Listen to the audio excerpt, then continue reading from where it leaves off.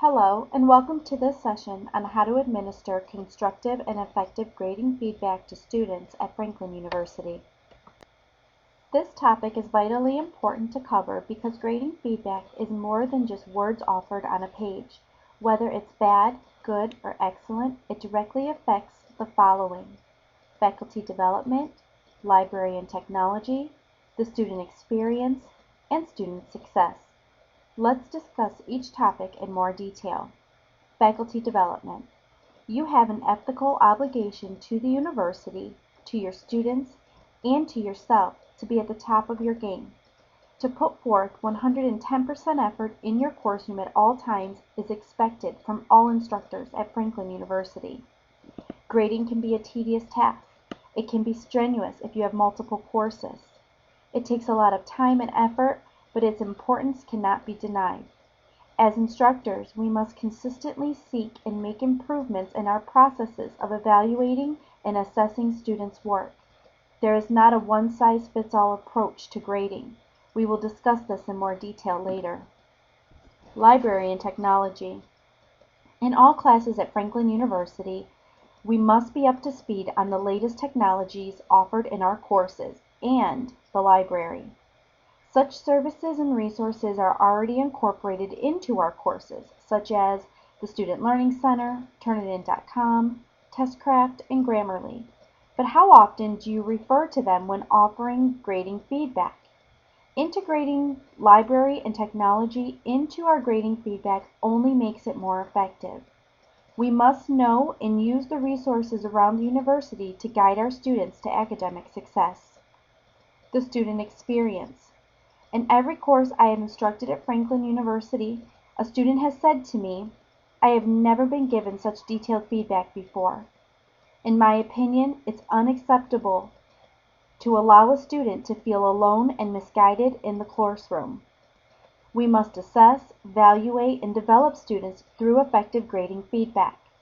By setting the standard and expectation with you, our hope is to never let a student down again. Consistent, effective grading feedback is one of our most crucial modes of communication that we have with our students. It has to be great all the time. And student success.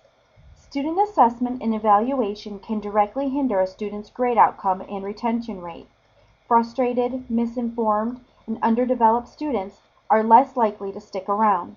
Such students are more likely to drop out or transfer.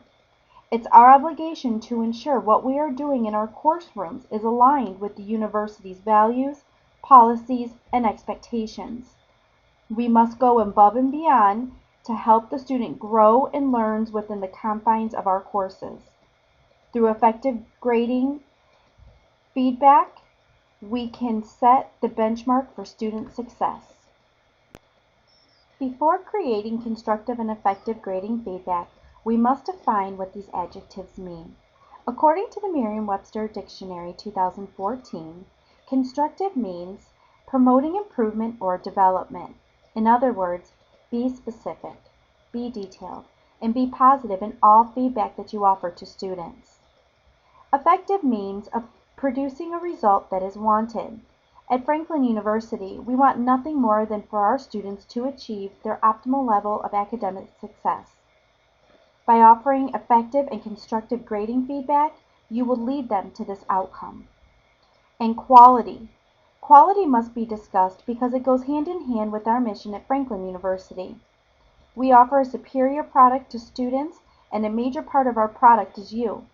Everything you do in your course room represents Franklin University. So please, check your own work. Strive to exceed the university's expectations in everything you do. If you were a student, how would you rate your own performance? How would you feel in your own classroom? Students demand excellence, and so does the university. So now that we know what constructive and effective means, let's discuss how to incorporate them into your grading feedback. Constructive and effective grading feedback is consistent. There is no such thing as an insignificant assignment in any of our courses at Franklin University. Therefore, feedback should be offered on every assignment a student completes in your course. Constructive and effective grading feedback is timely. University policy states that all assignments must be graded within 7 days of their due date. Make a commitment to your students to return grades quicker. Indicate the time frame in your welcome letter. Offering quick feedback on major assignments ensures that the learning target will be hit in time so that improvement can be made before the next assignment is due. Constructive and effective feedback is accurate. Know your course inside and out. Know the assignment guidelines and action items. Know supplemental topics and current events that pertain to your course. Refer to them in your feedback. Know APA. Use resources such as the library and technology to help reinforce your knowledge. Give samples and examples in your feedback. Constructive and effective feedback is also supportive of the learning process. Learning is a process. Feedback should be positive in every way. Make students feel as though there is room for improvement and that it will happen with hard work. Constructive and effective feedback is meaningful. We must take advantage of the platform that offering feedback provides us. This is our chance to affect change. This is our opportunity to help students learn and grow. Let's take advantage of it. We will discuss later how to achieve this. And last but not least, constructive and effective feedback is enforced. What good is offering feedback if it is not acted upon? You are putting in a lot of time and effort, and so should your students. We have to demand improvement. We must monitor progress. Ask students to make changes for future assignments. Ask them to do the work. Now that we have discussed the importance of offering constructive and effective grading feedback and what properties it should contain, let's now establish what it looks like. When offering grading feedback, you must use your words wisely, be clear, and be positive. The series of examples will demonstrate what ineffective and effective feedback looks like, sounds like, and feels like. The first example reads, "Good job, Kate." That would be an ineffective grading feedback comment. An effective grading feedback comment would be, "Kate, you did a really good job on this assignment, especially in part 2. All of your answers are correct. Keep up the good work." As you can see, you not only told the student that she did a good job, but specifically what part she did a good job on. Example B, the ineffective comment would be missing peer responses. The effective and constructive comment looks like, "Carlos, thank you for posting an initial response to the weekly discussion question. You did a wonderful job." You want to insert a positive comment there. Then you can say, "You lost points because you did not contribute at least 2 in-depth peer responses. It's very important to discuss and debate the topics of the course with your peers so that you may build a strong sense of community in the course room. Going forward, please be sure to complete this action item." As you can see, this instructor did many great things in this feedback comment. Not only did she point out why the student lost points, but also made it clear why it's important for the student to complete this action the next time, and then the instructor asked the student to complete this action the next time around. Let's take a look at some more examples. The next example reads, 100 out of 100 points. That would be an ineffective grading comment. A constructive and effective grading comment instead looks like, "Brian, you did a fantastic job on this paper. It is well written, informative, follows the assignment guidelines, and you used APA correctly. There are no spelling or grammatical errors. What I'm trying to say is it's perfect. Thank you so much for your effort." Another ineffective grading comment would be 30 out of 60. Only half of your answers are correct. Instead, you want to say to the student, "Luke, you had a good start on this assignment, but you seem to be having trouble grasping the concepts of the course. Therefore, I'm going to give you an opportunity to review and revise your answers. Please review the section on, and you can point the student right to the section. You can ask him to pay special attention to a certain part of that section. Then say, please email your revision to me no later than Friday, June 16th at 5 p.m. Feel free to contact me if you have any questions or need assistance. As you can see, there is a vast difference in these grading comments. Imagine how you would feel as a student receiving something that says 100 out of 100, or how you would feel as that same student if you were to receive the effective grading comment. It makes a difference. Let's look at two more examples. Example E, ineffective. Nancy, the font you used is incorrect. The effective comment would be, Nancy, according to APA rules, the only fonts that are acceptable to use are New Times Roman, etc. in 12 point. Please see page 43 in Franklin's APA manual for more formatting details and make the proper corrections for paper number 2. This is a perfect example of a constructive and effective grading comment, because not only are you telling the student what she did wrong, you're telling her what she can do right and exactly where to go in an outside resource in the course material where she can find the answer to make her revisions. Let's look at the last example here, missing assignment.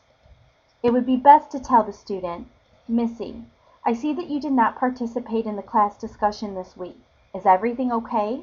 Please contact me via email letting me know how I can help you re-engage in the course. I look forward to hearing from you.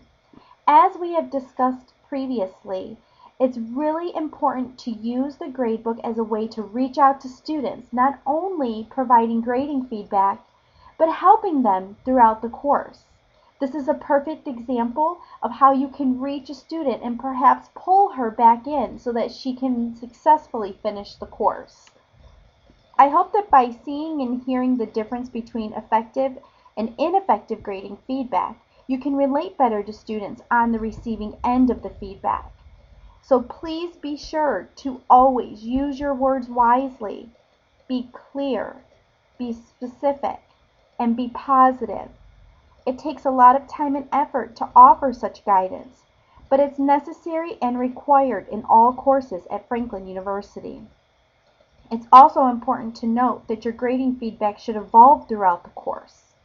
By evolve, I mean, never give the same feedback twice to the same student, no matter how detailed or how small. Never do it. You may offer the same feedback to a group of students, but we must show diversity in our comments throughout the duration of the course. Also, find something new to comment on every time. Tell students what they are doing well, since they've made the improvements that you've suggested, and then give them something else to work on. Challenge them, even if their work is perfect.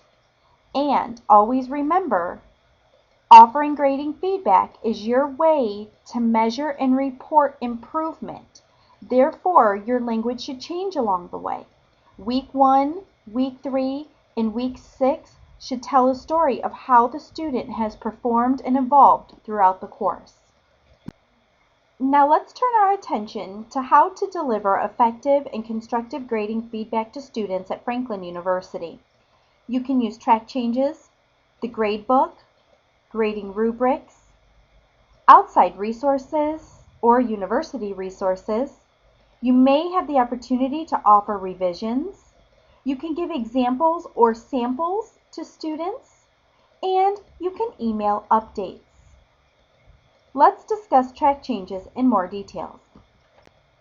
Using track changes to grade or correct an assignment is one of the most effective ways you can provide grading feedback to students. The green arrow on the slide indicates where to locate this function in a Word document. By using this function, you can insert detailed comments to students like the content in the red boxes on the right side of the page. Students really appreciate this mode of communication. Another area you can provide grading feedback to students is in the gradebook or the grade grid. The green arrow on the slide shows how to access the gradebook in the course room. Whether you teach courses face-to-face or online, this is where you will record grades and provide feedback, and where students will access them. Once you are in the gradebook, click on the assignment you would like to leave feedback for. Once you have accessed the assignment, you will be able to insert the student's grade, attach feedback, and add comments. When grading large assignments, you should offer feedback in all 3 locations shown by the green arrows on the screen. You should attach the corrected assignment, indicate in the comment field that feedback has been attached, and assign a point value. When appropriate, meaning extensive feedback is not needed, such as for discussion board postings, you must still use the comments field and offer a detailed account of the point value awarded.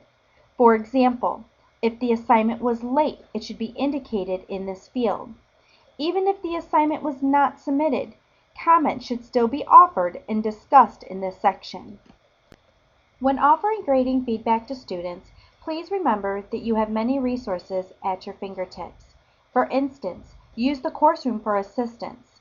Incorporate the language from assignments into your grading feedback. Refer students back to the assignment guidelines and action items.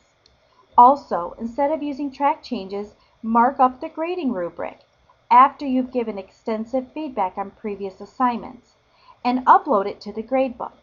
Just as a reminder, when you upload feedback in the gradebook, students will only be able to access it through the Dropbox. Also, don't forget about the many resources available at Franklin University. Franklin is consistently offering extended services to students. For example, they offer APA and writing workshops several times throughout the term. Those students who attend should receive extra credit points. You will receive an email from the SLC if one of your students attends a workshop. Also refer to Turnitin.com and Grammarly as tools on how to make improvements on future assignments. Use Franklin Live to review feedback with students. Talk to students in real time. Have a real conversation with them if they are really struggling with the course material. And attach samples. Even create your own. At times, it may be necessary to offer a student a chance to revise their work. Please consult with your lead faculty on their policy for revisions in your course. Once you have completed the grading process for the week, please guide students to your feedback by sending them an email. For example, you could say, "Hello class, I posted grades for research paper number 1 today. For extensive feedback on your paper, please see the gradebook and the Dropbox. Please make the proper corrections for research paper number 2, which is due Sunday. Feel free to contact me if you have any questions. Thank you for your hard work." Another example may be, "Hello class, I posted your grades for week 1 today. I must say, I'm very impressed with your work. You're grasping the concepts of the course very well. Please visit the gradebook for feedback on your assignments. Feel free to contact me if you have any questions. Have a great day." Please make this communication a habit each week. Students really appreciate this courtesy and they will grow to expect it. Remember, communication is key. We must ask students to be accountable and enforce the feedback we give. Lead them to it. It's the best way to achieve positive results in your classrooms. As I've mentioned in this session, offering extensive grading feedback is extremely time-consuming. So do yourself a huge favor and create grading templates that you can use term after term. Organize it by most used comments, which are usually generated by a consistent problem, just like I have done on the slide. Let's review the first one. Should be cited. This comment comes out of the problem of students failing to cite their sources within the bodies of their research papers. My grading comment would be, according to who? This is a fact that should be cited. Anytime you present information that is not common knowledge, then you must give credit to your sources. Even when you paraphrase, you must cite. Here's a good rule of thumb. If you found this info, then tell me where you found it. Please refer to pages 9 through 11 in Franklin's APA manual for more details. Please apply this rule to other areas in your paper. Be sure to tailor and revise the comments as needed. You can also organize them by week and by assignment. This is a great way to offer solid grading feedback to all students term after term. This slide demonstrates exactly how I use my grading template when grading research papers. I keep it open at the bottom of my screen, right by the green arrow, when grading assignments so that I can toggle back and forth, copy and pasting comments. It's a real lifesaver. I highly recommend this practice. Okay, so now we have covered why we should give effective and constructive grading feedback to students, how it should look and feel, and how to deliver it to students. Now, let's review the best practices you have learned in this session. Set the expectation early. Don't lead students down a dark alley. Give them tools from the very beginning in order to be successful in your course. Be proactive. Email resources before grading begins. Create help folders in the course room. Students will find these resources extremely valuable. Be timely. Make a commitment to serve students in a timely manner. Tell them your timeline of when grades will be returned back to them and stick to it. Be consistent. If you point out a mistake once, make sure to point it out twice. Don't let the mistakes go, and do what you can to help students make improvements along the way. Be resourceful. Don't just use words, but incorporate resources as discussed in this session. Be positive. Watch your tone and empower your students to do better. Assess and evaluate the students' work for improvement. Tell them what they did well and how they can improve on future assignments. Policies are important, so please enforce them at all times. We must hold students accountable. If changes are not being made based on the feedback that you give, ask a student why. Hold a meeting. Send an email. Communicate with them. Always be fair and be helpful. Students are here to learn, so help guide them through the process. And make sure your feedback evolves throughout the duration of your course. And let's not forget about your toolbox.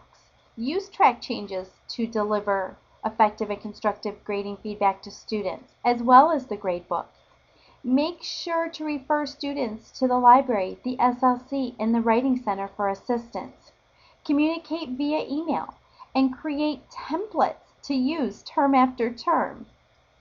Remember to use your course room as a guide. Grading rubrics and action items are important things you can refer to when offering feedback to students. And remember, ask your lead faculty if it's okay to offer revisions in your course. They're here to help. Thank you so much for completing this session today. My hope is that I have challenged you to think about the types of feedback you will offer your students at Franklin University. I hope you will take what we have discussed here today, and through feedback, you will inspire excellence in your course rooms. Thank you.